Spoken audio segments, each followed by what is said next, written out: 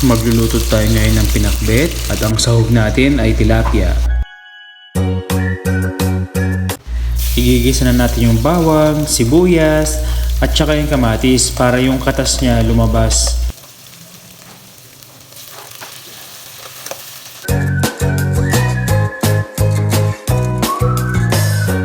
At ilalagay ko na ang ampalaya at talong.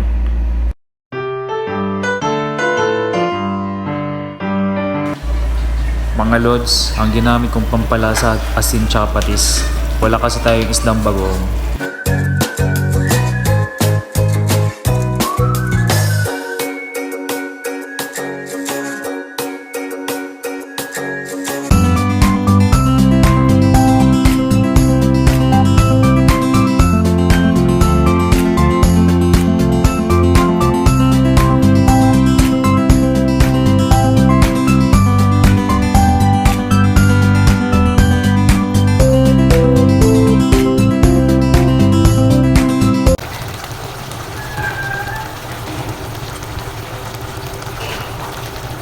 Ayan, luto na.